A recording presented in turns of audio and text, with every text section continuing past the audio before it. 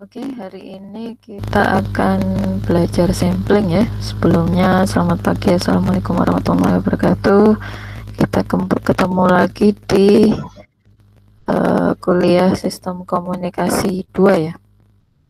Ini saya ambilkan materinya dari Bu Anggun, materi Bu Anggun yang membahas mengenai teori sampling. Langsung saja ya kita mulai. Di sini tentunya kalau Anda saya kira sudah kenal ya yang dengan nama Shannon dan Nyquist. Oh, baru kenal, saya juga belum tahu nih. Jadi Shannon itu yang menemukan teori kapasitas Shannon. Nama panjangnya Claude Elwood Shannon. Kemudian yang kedua ada Harry Nyquist. Nyquist ini yang akan kita pelajari di dalam teori sampling. Dia punya syarat yang disebut syarat Nyquist untuk menentukan frekuensi sampling yang sesuai ya, atau yang menggambarkan informasi dari sumber. Itu disebut sebagai frekuensi Nyquist.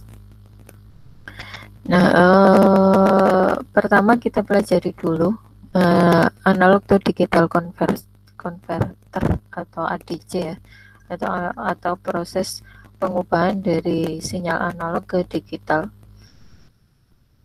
Kenapa kita memilih digital, sinyal digital ini? Yang pertama, digital itu lebih unggul dibanding sinyal analog karena pertama itu tahan terhadap noise dan dapat dengan mudah dipulihkan atau diregenerasi, diperbaiki kemudian diperkuat itu misalkan karena misalkan rambatan dari gelombang itu menyebabkan atenuasi atau berkurangnya daya karena jarak tempuh ya.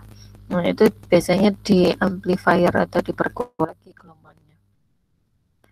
Karena alasan ini, kecenderungan saat ini adalah mengubah dari sinyal analog menjadi sinyal digital.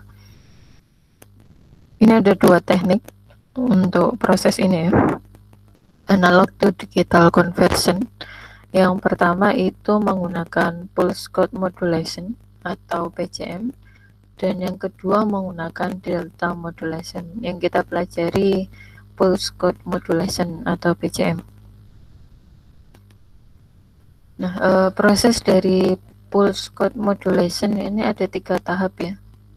PCM ini terdiri dari 3 tahap atau 3 proses untuk mendigitalkan dari sinyal analog. Yang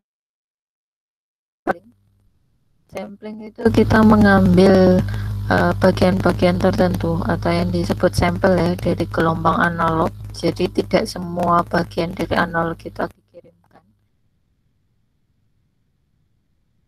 Kita hanya mengambil bagian aktif gitu yang bisa menggambarkan informasi.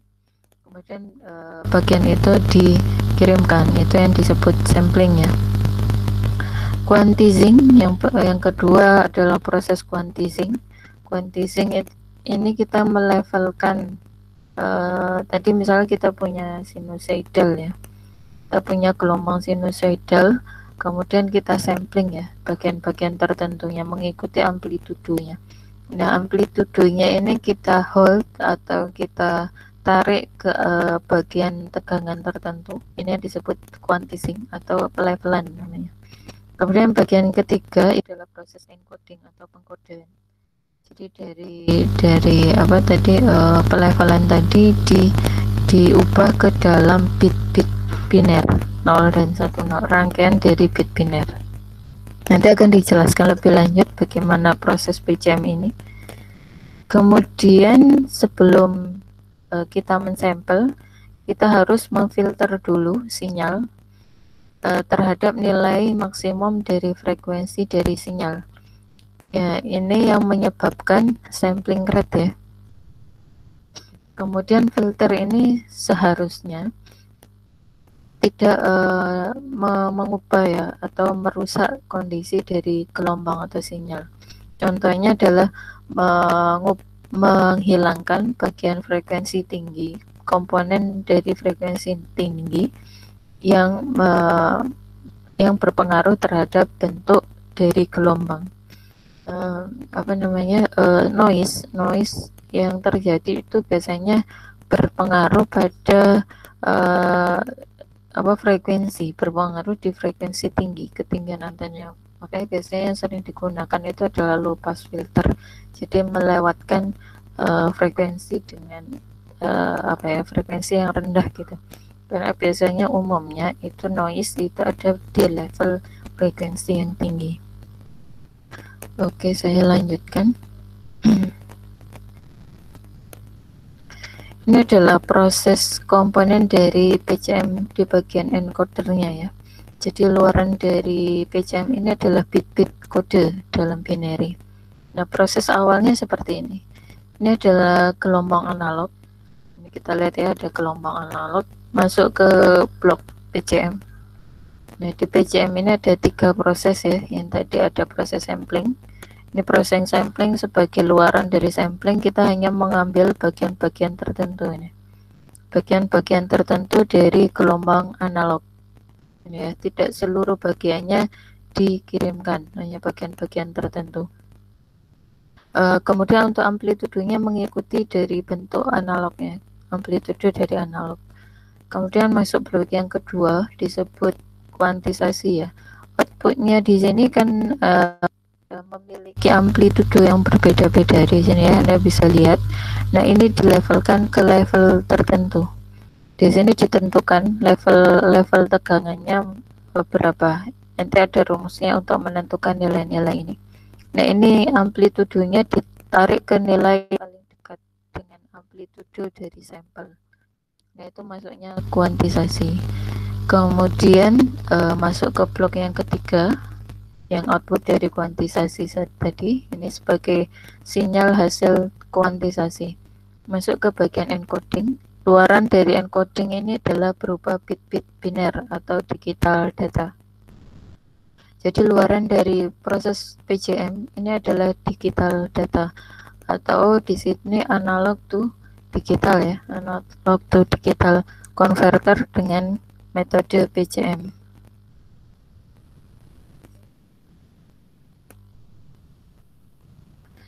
Kemudian kita masuk ke, tadi ada 3 proses ya, kita pelajari satu-satu ini.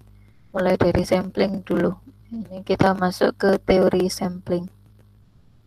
Teori sampling ini proses mengubah sinyal analog menjadi diskrit atau pencuplikan sinyal.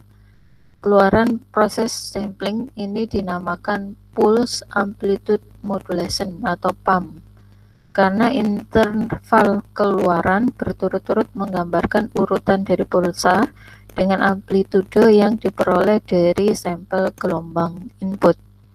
Semakin banyak pengambilan sampel, maka sinyal akan mendekati sinyal aslinya.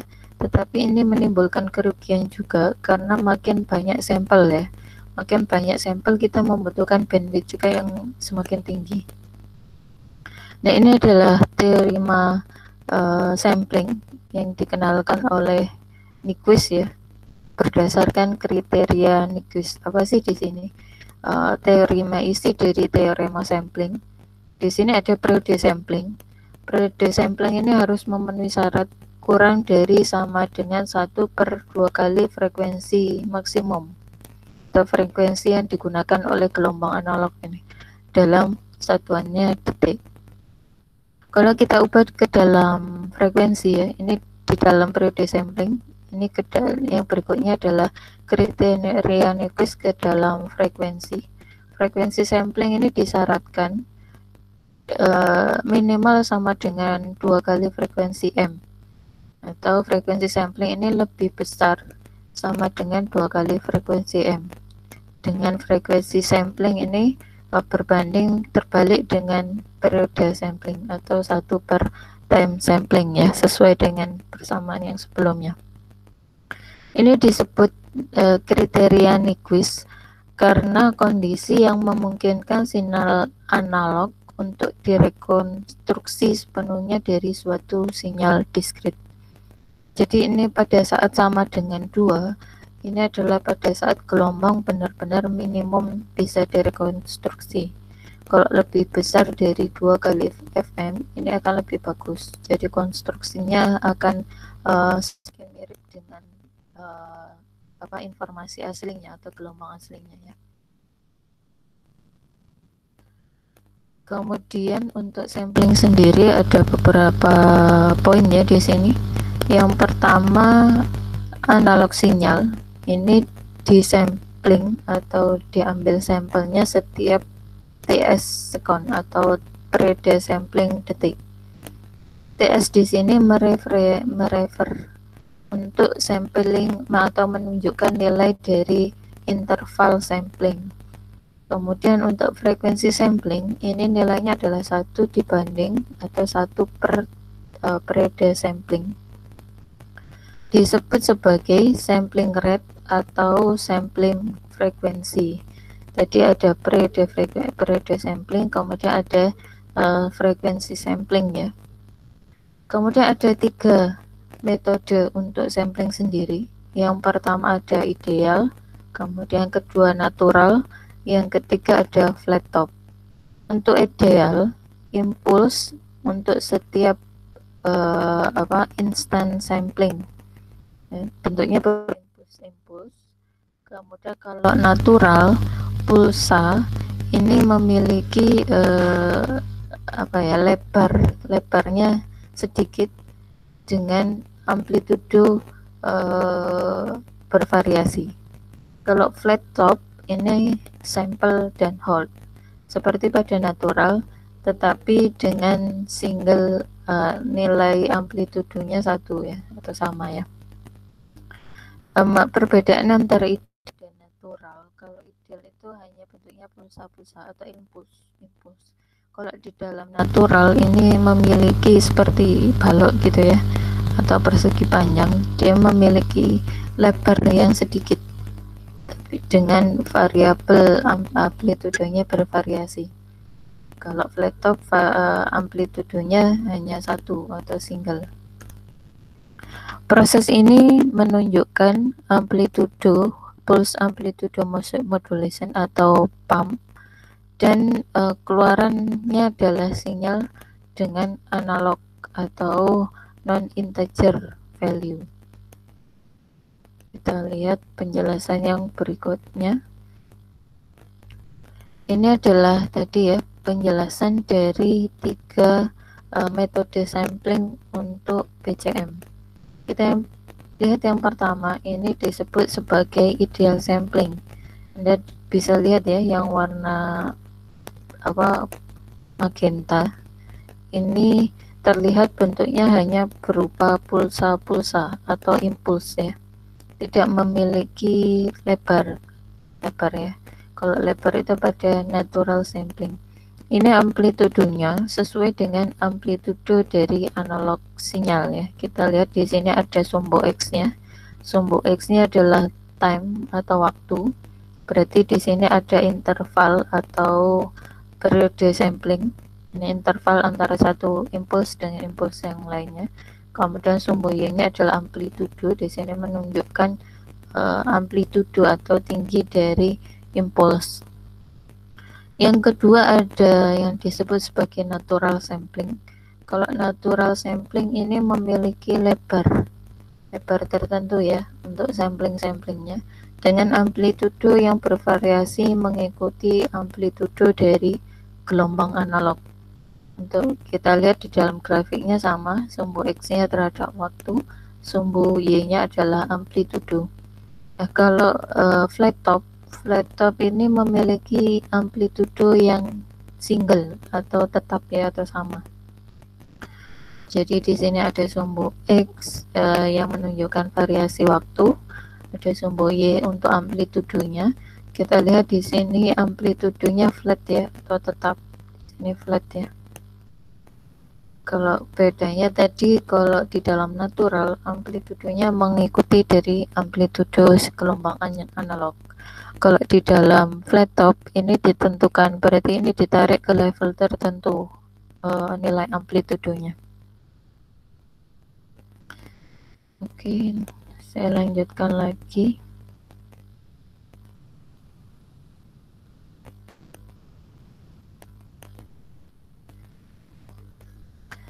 Kemudian berikutnya ini adalah amplitudo dan koordinat dari sumber data. Kita lihat penggambarannya ya. Di sini ada 4 grafik. Yang pertama, judulnya di sini adalah amplitudo dan waktu, koordinat waktu dari sumber data. Yang pertama adalah original analog waveform atau gelombang analog original. Kita lihat ya, ini bentuk gelombang analog aslinya seperti ini. Yang kedua adalah natural sampled data. Anda bisa lihat ya, ini memiliki lebar tertentu. Ini disebut natural dengan amplitudo bervariasi mengikuti amplitudo dari gelombang aslinya.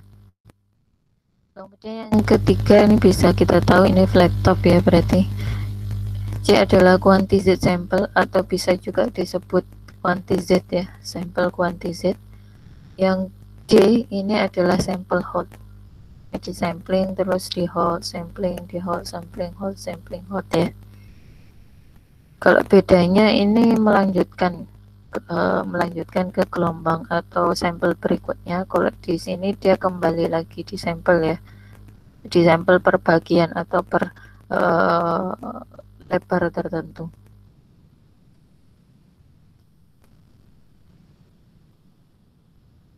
Kemudian kita lanjutkan. Ini adalah gambar yang selanjutnya. Ini menunjukkan impulse sampling.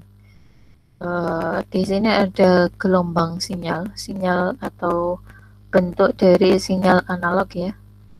Kemudian masuk ke dalam sebuah mixer ya, atau di sini dibangkitkan, di bagian yang kedua dibangkitkan impulse sampler.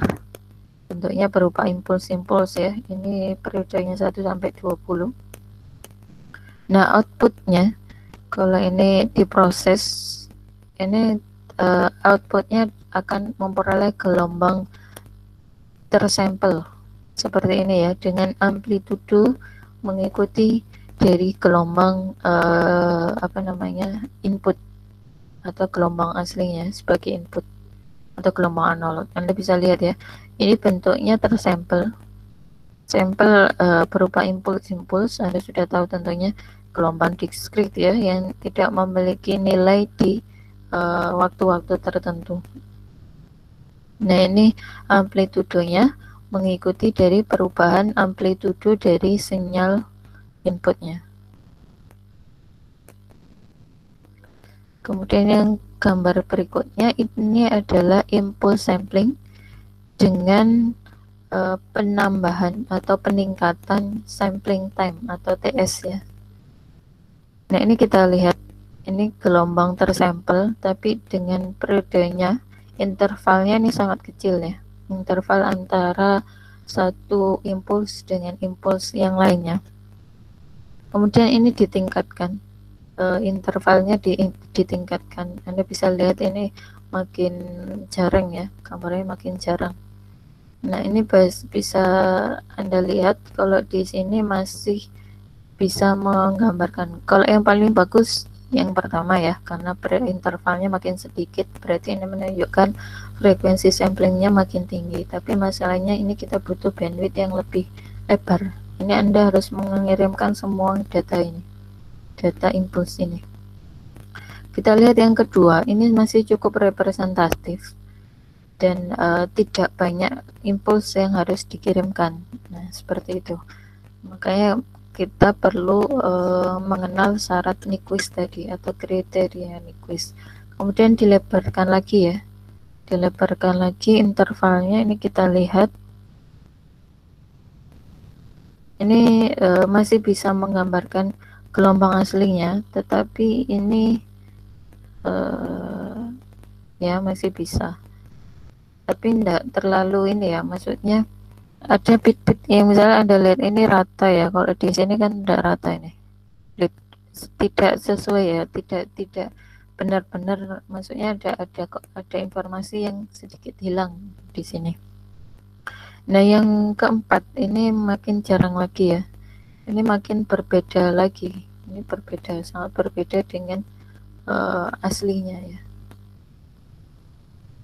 gambarnya. Nah, seperti itu. Jadi kenapa syarat ada kriteria Nyquist tadi untuk membatasi berapa periode sampling atau sampling rate atau frekuensi sampling yang tepat untuk melakukan sampel atau mengambil nilai sampel dari gelombang atau informasi aslinya.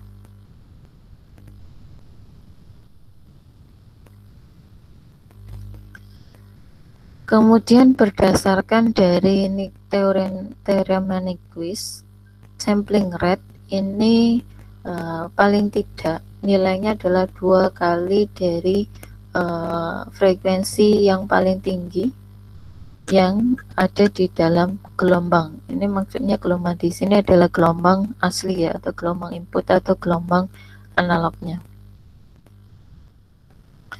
Kemudian Nyquist sampling rate untuk low pass dan band pass filter. Yang pertama adalah low pass dulu ya. Low pass ini kita berarti melewatkan frekuensi yang rendah di sini.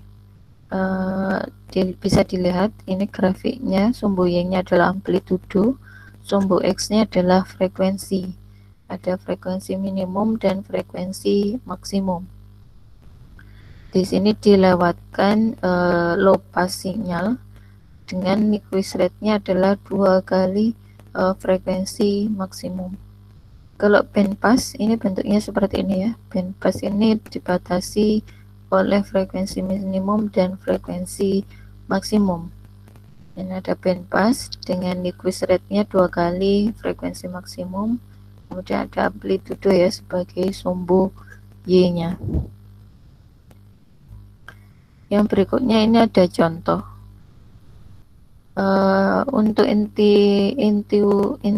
intuitif, contoh intuitif dari teorema Nyquist, kita lihat sampel ya, atau bagian dari gelombang sine ini disampling dengan 3 kondisi ya, ada 3 kondisi. Yang pertama, frekuensi samplingnya adalah 4 kali frekuensi, atau kalau di dalam periode sampling ya, dua kali Nyquist rate, 2 kali dari Nyquist rate. Nyquist rate kan mensyaratkan 2 kali frekuensi maksimum, karena di sini ada 4 berarti 2 kali dari Nyquist rate. Kemudian yang frekuensi yang kedua, kita gunakan frekuensi samplingnya adalah 2 kali Nyquist rate, 2 kali frekuensi, atau ini adalah Nyquist rate. Kemudian yang ketiga, frekuensi sampling ini sama dengan F, atau setengah dari Nyquist rate ya, karena disyaratkannya adalah 2 kali. Nah, nanti di gambar akan ditunjukkan ya untuk ketiga contoh dari sampling ini. Di gambar 7 ya akan menunjukkan sampling dan kemungkinan recovery dari gelombang. Ini dapat dilihat bahwa sampling pada Nyquist rate akan menghasilkan pendekatan yang bagus terhadap sinyal asli untuk A ya, untuk gambar A. Kemudian oversampling pada bagian B ini akan juga menghasilkan pendekatan yang sama, tetapi redundan dan tidak diperlukan. Kemudian yang ketiga, samplingnya di bawah Nyquist rate, atau untuk bagian yang ketiga ya, ini tidak menghasilkan gelombang yang mirip dengan gelombang aslinya sebagai sinus. Nah, kita lihat dari penggambarannya di sini ya. Ini kita lihat yang pertama ini menggunakan 2 kali frekuensi F ya, atau ini adalah Nyquist rate dengan frekuensi sampling 2 kali frekuensi rate. Ini kita lihat sampling yang diambil di titik-titik yang warna hitam 1, 2, 3, 4, 5. Nah, ini di penerima gambarnya seperti ini 1, 2, 3, 4, 5. Kemudian direkonstruksi lagi, diaproksimasi pendekatan dari gelombang aslinya. Ini representatif ya untuk gambar yang pertama. Yang kedua, ini disebut oversampling tadi, karena kita menggunakan frekuensi samplingnya 2 kali Nyquist rate atau 4 kali frekuensi. 4 kali frekuensi artinya dari satu gelombang itu ada 4 sampel, 1, 2, 3, 4 di dalam satu gelombang. Kalau 2, ini di dalam satu gelombang hanya ada 2 sampel. Nah, ini kita lihat cukup representatif, tapi kalau kita bandingkan yang pertama dengan yang kedua, ini masih lebih baik yang pertama karena tidak oversampling. Ini cukup ini karena memenuhi syarat dari Nyquist-nya tadi. Ini syarat dari Nyquist rate-nya. Ini bisa dipakai juga, tapi oversampling, terlalu banyak sampling. Nah, ini kita lihat contoh yang ketiga disebut undersampling, artinya kita tidak memenuhi syarat Nyquist. Frekuensi sampling yang digunakan di sini adalah sama dengan frekuensi. Nah, ini kita lihat dalam satu gelombang hanya ada satu sampel. Bisa dilihat ya, hanya ada satu sampel. Nah, ini kalau kita ini di bagian penerima direkonstruksi kembali, ini tidak menunjukkan gelombang aslinya seperti ini. Nah, ini tidak bisa digunakan kalau undersampling. Yang bisa digunakan pilihannya antara A atau B. Seperti itu. Nah, ini ada contoh yang kedua. Ini sebuah revolusi dari jam tangan ya. Kemudian second hand dari jam memiliki periode 60 detik. Berdasarkan teorema Nyquist, kita perlu sampel setiap 30 detik. Ya, setengah ya. Ini melihat dari interval tadi atau periode sampling. T sampling adalah T per 2 atau frekuensi sampling sama dengan 2 kali frekuensi. Ini ada 3 percobaan ya, nanti dibandingkan. Jadi pada bagian 8A, pada sampel point, ini kita mengambil sampel dengan arah seperti ini. Dari jam 12 ke jam 6, kemudian ke jam 12 lagi, ke jam 6, dan ke jam 12 lagi. Penerima pada bagian penerima ini sampel tidak bisa menunjukkan apakah jam tersebut bergerak maju atau bergerak mundur. Maksudnya di sini jarum jamnya bergerak searah ke kanan atau ke kiri gitu maksudnya. Nanti kita lihat di dalam penggambarannya. Kemudian kalau di bagian B ini kita mengambil 2 kali dari Nyquist rate. Artinya kalau Nyquist rate-nya 30, kita ambil setengahnya lagi 15 detik. Nah, berarti kita mengambil nilai dari 12 ke 3, kemudian ke 6, ke 9, ke 12 lagi. Jadi ini jelas ya bahwa jam tersebut bergerak maju atau ke kanan ya.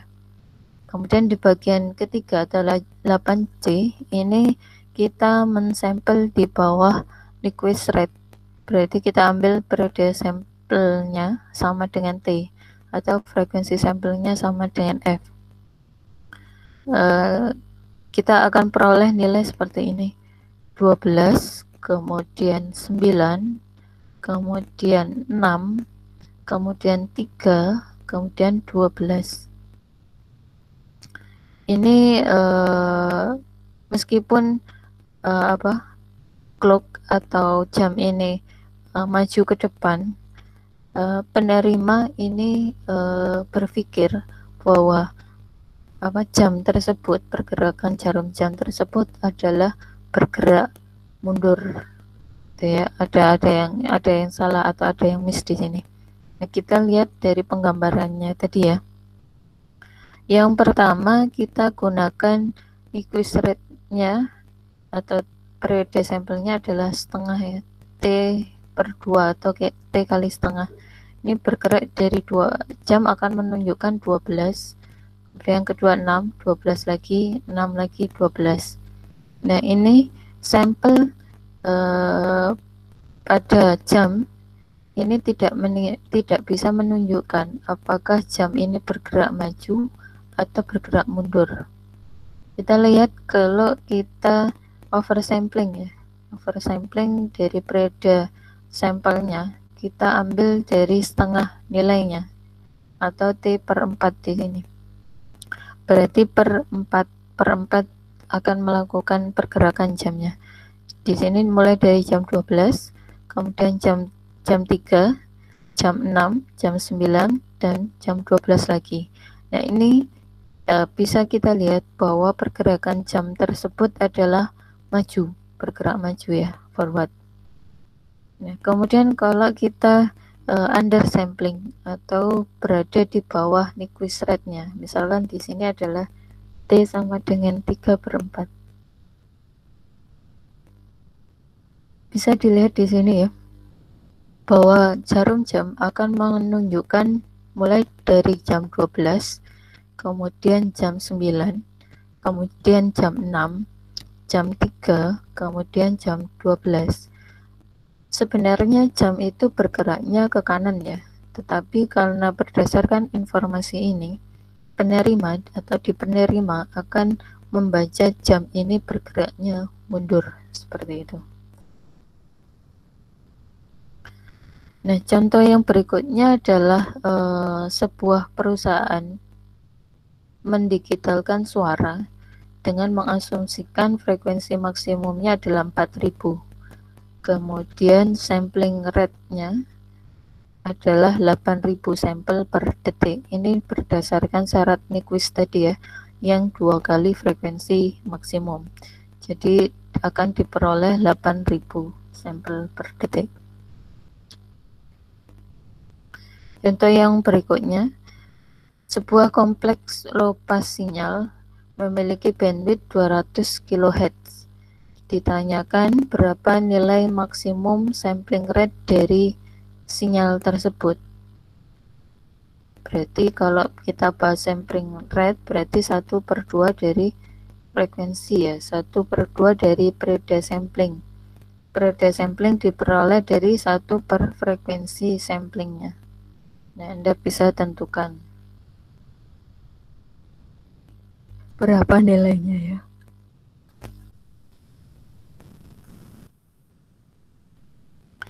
Yang berikutnya ini adalah sampling rate. Ini ada perubahan ya, yang tadinya 64 sampel per cycle sampai nanti ada 8 sampel per cycle. Ini higher sampling rate menunjukkan gelombang lebih akurat, merepresentasikan gelombang secara lebih akurat gitu ya. Nah, ini bisa kita lihat kalau kita mengambil 60 sampel per cycle, ini ada 64 sampai dengan ujung. Yang kedua, ini ada 32 sampel per cycle. Kemudian ini ada 16 sampel per cycle. Yang berikutnya ada 8 sampel per cycle. Kemudian sampling rate atau SR ini adalah rate yang menunjukkan nilai amplitudo yang terdigitalisasi dari gelombang asli. Contoh penggunaannya adalah CD dengan sampling rate dengan kualitas tinggi. Ini sampling rate-nya adalah 44.100 sampel per detik. Kalau kualitasnya medium, sampling rate-nya setengahnya ya, 22.050 sampel per detik. Kemudian kalau font dengan sampling rate di bawah kualitas atau kualitasnya rendah, maka sampling rate-nya di sini adalah 8,192 atau seperempat ya, seperempat nilai dari 44.000 ini sampel per detik. Nah, ini adalah akibat yang akan terjadi apabila under sampling, frekuensinya berada di bawah frekuensi sampling minimum yang disyaratkan di kriteria Nyquist, akan terjadi aliasing namanya. Apa yang terjadi bila frekuensi samplingnya lebih kecil dari frekuensi Nyquist? Ini kita lihat dari sinyal asli XT tidak bisa diperoleh dari EXT karena ada overlap yang tidak diinginkan di XS omega. Ini masuk penggambarannya ya. Akibatnya sinyal hasil rekonstruksi dari XRT berbeda dengan XT dan disebut sebagai aliasing atau undersampling. Ini adalah contoh dari terjadinya aliasing. Jadi antara gelombang yang satu, karena gelombang yang dikirim itu simultan ya. Tadi kita hanya membicarakan satu jenis gelombang sinus. Nah, karena gelombangnya dikirimkan secara simultan, maka kita akan menemukan gelombang yang berikutnya. Ini ditunjukkan seperti ini. Gelombang yang berikutnya akan terjadi tumpang tindih antara satu gelombang dengan gelombang yang lainnya. Nah, gelombang yang benar itu seperti ini. Nah, ini tidak bisa diperoleh kalau yang diterima gelombangnya seperti ini. Seperti itu. Ini adalah fenomena aliasing. Nah, untuk mengatasi aliasing ini kita membatasi band sinyal dengan menggunakan filtering sebelum sampling. Sampling pada rate yang lebih besar dari Nyquist rate-nya tadi. Nyquist rate adalah syarat minimum untuk memperoleh frekuensi sampling atau predosing. Contoh bloknya seperti ini. Di sini ada frekuensi T, kemudian masuk ke blok anti-aliasing filter, kemudian masuk ke analog to digital conversion. Di sini terjadi sampling ya, ada sampling dengan periode tertentu, kemudian outputnya adalah frekuensi sampling atau FST di sini. Kemudian ini pada saat kita menggunakan anti aliasing, kita lihat di sini ada interval ya, interval waktu ini.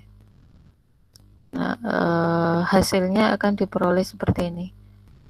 Dari penjumlahan dari gelombang ini akan diperoleh seperti ini. Nah, ini masih mirip dengan gelombang analognya atau aslinya. Nah, ini adalah contoh dari aliasing dari gelombang sinusoidal. Ini dilihat di sini frekuensi dari sinyal adalah 500 Hz. Kemudian sampling yang digunakan adalah 2000. Syarat minimumnya 2 kali berarti 1000 ya. Ini memenuhi dari kriteria Nyquist. Nah, ini kita lihat ada original sinyal yang warnanya biru, tapi di sini tidak terlihat ya. Kemudian ada rekonstruksi sinyal yang warnanya merah. Kalau ini sudah memenuhi syarat dari Nyquist, pasti gelombangnya bisa direkonstruksi atau diperoleh lagi sama dengan gelombang yang dikirimkan atau original sinyal. Nah, kita lihat kalau yang di bawah ya, ini frekuensi gelombangnya adalah 1100 Hz. Kemudian harusnya syarat minimumnya adalah 2200 Hz sebagai frekuensi sampling. Tetapi di sini diambil nilai frekuensi samplingnya adalah 2000. Nah, ini kita lihat ya bahwa terjadi aliasing ini. Antara yang gambar biru adalah gelombang aslinya, kemudian yang gambar merah adalah gelombang hasil rekonstruksi.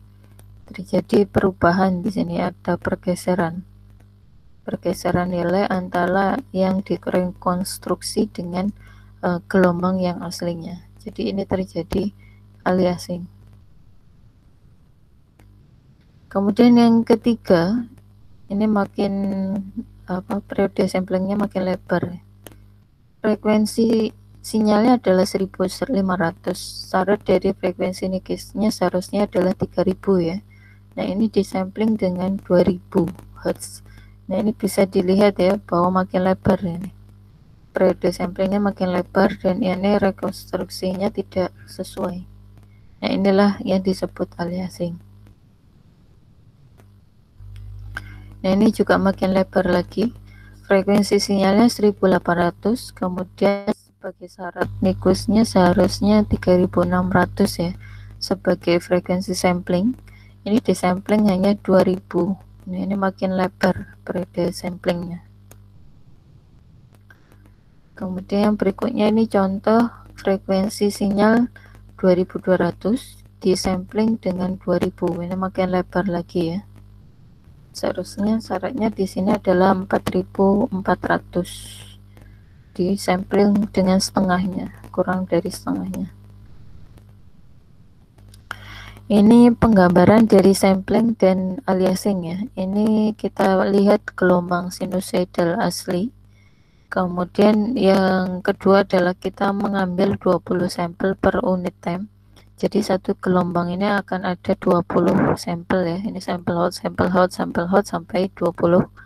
Kemudian kita mengambil 5 sampel per unit. Ini satu gelombang ada 5 sampel. Nah, ini makin kecil lagi, kita kecilkan lagi 0,9 sampel per unit.